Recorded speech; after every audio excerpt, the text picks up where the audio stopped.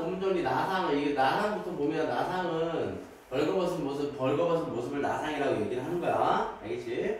그러면서 시원한 여름 저녁이었다. 이렇게 얘기하면서 계절 시간적 배경이 나오는 거고. 그리고 바람이 불고 시커먼 구름대가 서편으로 몰려 다니고 있었다. 그 구름이 몰려 쌓이는 먼 서편 하늘 끝에서 이따 칼날 같은 번개불이 번쩍이곤 했다.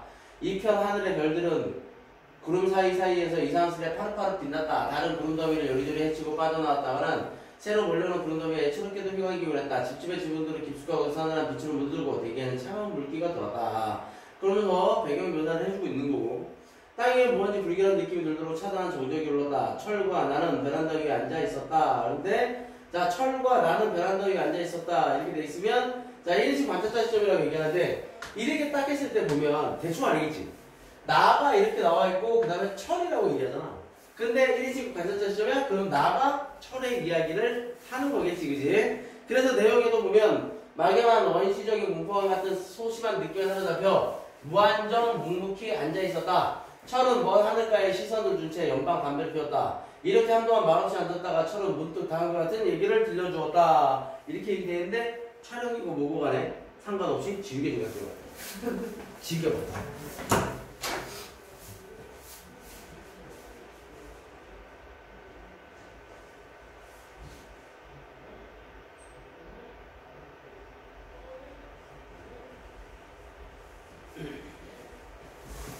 촬영하면서 이런 일이 있을 수도 있는 거지 뭐. 시작했어?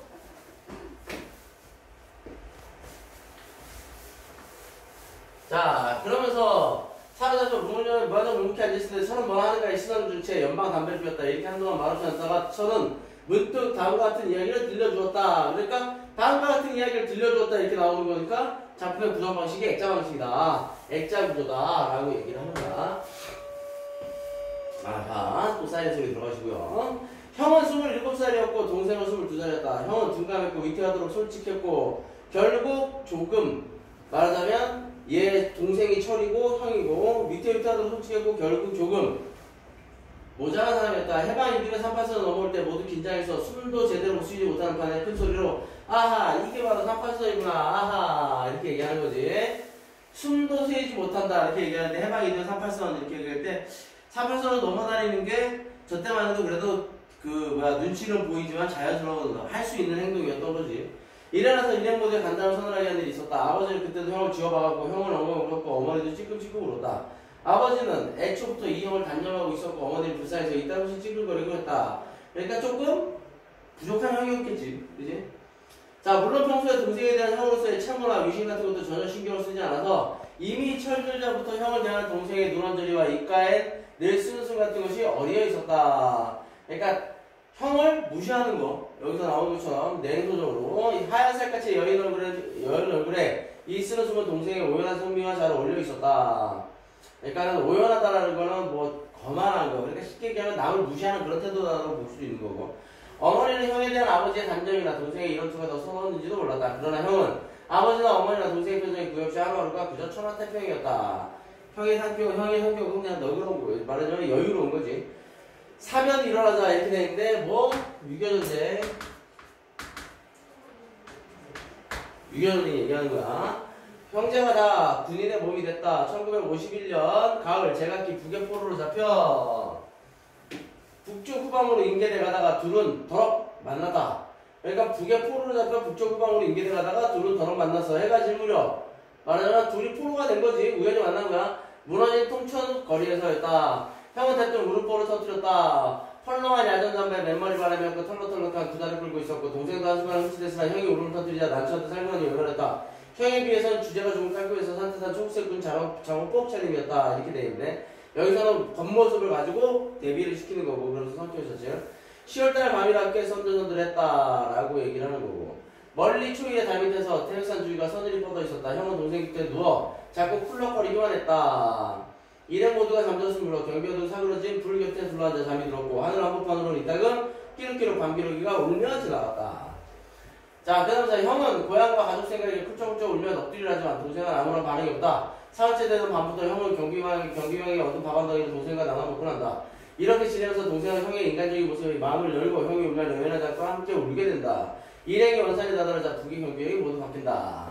이날 밤에 감시는 밤새도록 엄했다. 바깥은 첫눈이 흩날리고 있었다. 형은 누름을 붙이고 불쑥 아하 눈이 내린다. 눈이 벌써 겨울이 다 됐네. 물론 감시병들의 감시가 심하니까 동생의 귀에다 입을 대지도 않고 이렇게 혼자 소리처럼 찌그렸다.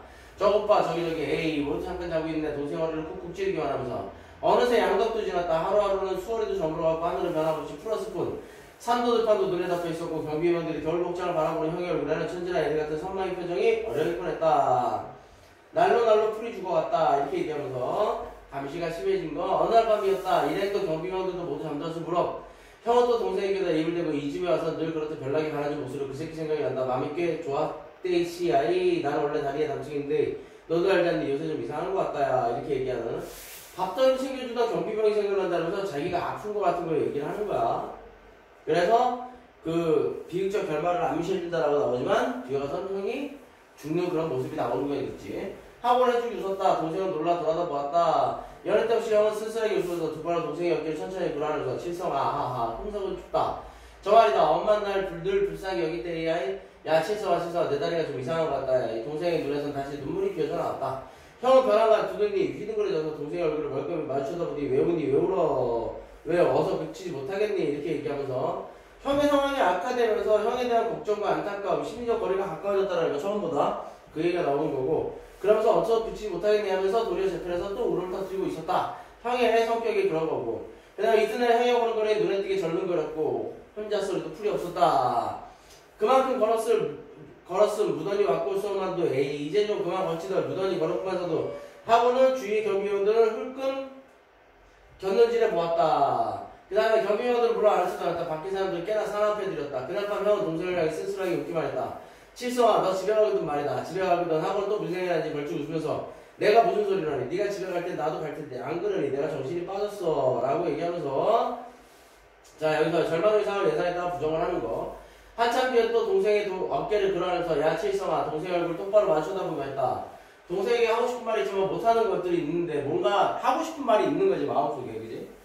자 그러면서 바깥은 바람이 새었다. 거정문이 습기 어린 소리를 내며 열리고 닫히고나 했다. 문이 열릴 때마다 눈 높인 초라한 들판이 불스러하게 아득해 보였다. 이렇게 얘기하는데 불안한 처지들 지금 포로 상태니까 뭐 무슨 일이 생기든 그러면서 동생의 눈에서 또 눈물이 기어져 나왔고 형은 또 벌거성을 내며 왜 우니 왜 하고 제 편에서도 울었다.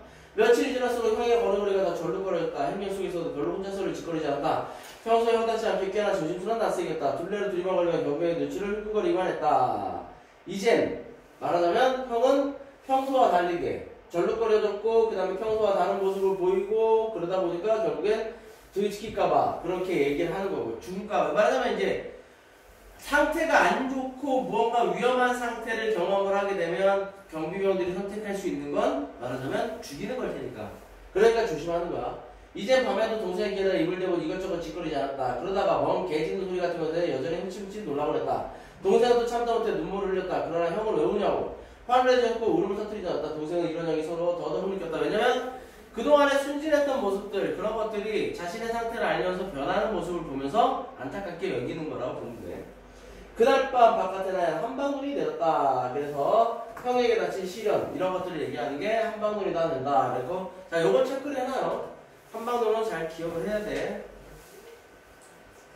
그러면서 형은 불현듯 동생에게다 입을 댔다. 너 무슨 일이 생겨도 날 형이라 불지 마라. 여러 때 닿지 않게 숙성한 사람 같은 억양이었다. 울지도 말고 모르는 채만 했고 동생은 불어 큰 소리로 아하 눈이 내린다. 형이 짓거릴 소리를 자기가 지금 대신하고 있다고 이렇게 얘기를 하는 건데 무슨 일이 생겼다. 자신의 죽음을 예감을 하는 거야. 그러면서 아하 눈이 내린다. 이걸 밖을 밝은 척을 하는 거지. 동생이 갑자기 이제 쉽게 얘기하면 서로가 위치가 바뀌는 상태가 되는 거야. 그죠? 그래서 형이 짓거릴 소리 자기가 지금 대신하고 있다고 얘기를 할 생각했다. 그러나 이미 형은 그저 꾹하니 굳은 표정이었다. 동생을 안타까워 또 울었다. 형을 그라고 귀에다 입대고 형아 정신 차려 이렇게 되는데 형을 말 그대로 이제 예전과는 달리 그전에는 앞에서 봤듯이 말하자면 냉소적으로 무시하면서 그런 모자란 형에 대해서 불만족스러웠으나 이제 이런 같은 포로 생활을 겪으면서 또 안타까운 형의 모습을 보게 되면서 형을 사랑하게 된 거다. 이튿날 한달의 기로에서 어느 영 기슭에 다다르자 형은 동생의 허벅다리를 푹 찌르고는 걷던 자리에서 털썩 주저앉고 말았다. 이제 아는 척 하지 말라는 거지. 그러면서 형의 버르고를 주의해보아 오던 한 사람이 뒤에서 따발총을 휘둘러 쏘았다. 그 다음에 형은 안전치 앞으로 꽂아줬다. 그 사람은 총을 어깨에 둘러매면서 며칠 더 살겠다고 삐득대기를 이렇게 얘기하는데 뒤에서 따발총을 휘둘러 쏘았다. 그렇게 하니까는 더 살겠다고 삐득대기를 이렇게 얘기하는데 저기를 하느냐 움직이느냐 이렇게 얘기를 하는 건데 형은 앞으로 꽂으라 되니까 형은 그냥 총 쏴서 죽여버린 거지 쉽게 얘기하면. 그러면서 며칠 더 살겠다고. 그러니까 며칠 사이 살겠다고 버텼느냐 이런 식으로 얘기를 하는 거야. 그쵸? 자 그러면서 철의 얘기는 대강 이러했다. 그래서 앞에 아내 이야기에서는 자신의 형의 이야기를 꺼내는 얘기를 하는 거야. 여름 날씨나 변덕도 심하다. 금세 한소나기가 서러질 것 같던 서편 하늘의 구름이 어느새 씻은 듯 없어졌다. 온 하늘에는 별들만 새까맣게 깔려있고 초일의 달이 한복판에 여전히 걸려있다. 바람은 싱싱 더욱더 세차게 불고 집집의 직원들은 깊숙하고 사늘한 빛으로 물들고 땅에는 차단한 정적이 흘렀다. 그래서 형제 이야기를 완전히 끝내는 거고 외부 이야기 나와서 그래서 철은 나에게 형제 중에 누가 더 둔가했다고 본인이 모르는 동생이 만포진에 수용했다가 포르기한테 나왔다고 한다. 그리고 자신의 어릴 적 이름이 실성이었음을 고백하며 현실에 순응하며 살았던 자신의 삶이 옳은 것이었는지 회의한다. 이렇게 얘기되는데 그런 모습들을 통해서 자신의 현실에 순응하며 살았던 자신의 삶이 옳은 것이었는지 회의한다라고 얘기하는 게 그런 상황을 겪고 나서 그 다음에 현실을 이렇게 말하면 적극적으로 대응하지 못하고 살아왔던 자신의 모습에 대해서 반성하는 거라고 보면 돼. 그래서 단편소설이고 액자소설 이렇게 되는데 이성되어 가는 길 외부 이야기는 1인칭 관찰자 시점, 내부 이야기는 아까 봤듯이 전적 작가 시점이 되는 거야. 그 다음에 주제는 극한 상황 속에서 모색하는 올바른 삶의 자세다 이렇게 얘기할 때 올바른 삶의 자세가 무엇이냐라고 가르쳐주는 게 아니라 올바른 삶의 자세, 저런 고통 속에서 올바른 삶의 자세가 과연 뭘까 한 번쯤은 생각해보게 하는 그런 것들이라고 보면 돼. 자 그래서 외부 이야기는 철이 나에게 어떤 형제에 관한 거. 그래서 전쟁 때 형과 동생이 포로 이송된 중에 형이 죽었다는 거. 그 다음에 형과 동생 이렇게 얘기하면 현실에 잘 적응하지 못하고 그러면 냉철하지만 어려운 환경에도 잘 적응한다. 그래서 올바른 삶의 형식. 그러니까 결국엔 이걸 얘기를 할 때 솔직하고 천진난만하지만 둔감하고 어색한 현실에 잘 적응하지 못한다. 그럼 현실 부적응자잖아. 근데 여기서 보면 좋은 게 솔직하고 천진난만하다. 솔직한 거. 자신의 감정에 솔직하게 사는 거지. 우리도 그렇잖아. 우리가 뭐가 화가 났든 뭐를 하든 그걸 꾹 참을 때도 있고 기분이 좋지만 남의 눈치가 벌써 꾹 참을 때도 있고 내가 시험에서 100점을 맞았는데 내 친구는 나랑 친한 친구가 시험에서 60점을 맞았어. 그럼 난 어떻게 해야 돼? 좋아도 참아야지. 일단은 제 눈치 보이잖아. 걔 앞에 가고 나 100점인데 이럴 수 없잖아. 그지? 그 다음에 또 동생은 오열하고 냉철하면 어려운 환경에 잘 적응한다. 근데 이런 성격이 어려운 환경에 잘 적응을 하지만 냉철하다고 봤을 때 뭐 아까 그런 케이스가 있을 때 나는 100점 맞았는데 제 친구가 60점 맞았어. 그러고 막 펑펑 울고 있으면 울긴 왜 울어? 네가 열심히 안 하고 가지고 공부를 열심히 해야 될 거 아니야? 그러면서 난 100점인데 이렇게 얘기하는 거 아니야? 와 진짜 그렇게 얘기하면 어떻게 해야 돼? 조용히 불러가 한 대 때려야지. 그지? 어두운데 불러가지고 땅 파하고 고스란히 땅에 고스란히 묻어버려야 돼. 그런데 그런 것들을 통해서 과연 올바른 삶이 무엇일까? 어떤 삶이 올바른 걸까? 한 번쯤 생각해보게 한다는 얘기야. 그래서 여기 나와 있는데 왜 이게 나오는지 모르겠어? 이게 중요한가? 별로 중요하지 않은 거야. 자 그래서 희생적인 태도를 보이는 거, 그 다음에 형에게 마음을 연다. 그 다음에 순수한 인간성을 지닌 형이 전쟁이라는 외부의 풍력에 의해서 희생이 되고 인간성 상실. 그래서 순수하고 순진하고 그 다음에 솔직한 사람일수록 현대사회에서는 사실은 외면받기 쉽지. 이런 사람들을 순수하고 착하다 이렇게 얘기하지만 현대사회에서는 다른 말로 뭐라고 불러? 바보지 바보. 호구 바보야. 근데 이렇게 살면 근데 그 호구로서의 사는 삶이 나쁘다고 할 수는 없는데 그지? 그런 것들을 얘기하는 거고. 자 그래서 전쟁의 폭력성 비인간성에 대한 거 그래서 비판하는 거다라고 보시면 되겠어요. 그래서 나상은 벌거벗은 모습인데 제목은 잘 기억을 해둬야 돼. 형으로 상징되는 순수한 인간의 본연의 상태, 그 다음에 순수한 인간성. 그래갖고 벌거벗은 모습. 사실 우리가 태어날 땐 빨개 옷고 태어나는 거지. 누구나 다 동일하게. 세상에 훌륭한 사람이든 대통령이든 돈 많은 부자든 뭐 연예인이든 뭐 재벌 3세 금수저든 다 똑같잖아. 태어날 땐 다 똑같이 태어나는 거야. 근데 그런 모습들을 의미하는 거다라고 볼 수 있으면 되겠어요. 그래갖고 누구를 위하여 좋은 일이나 이런 것들이 나오는데 전쟁의 비극이라든지 이런 것들 작품을 담은 작품들이 있으니까 잘 기억을 해두고 보시면 되겠습니다. 무슨 얘기인지 알겠죠? 보고 문제 한번 풀어보세요.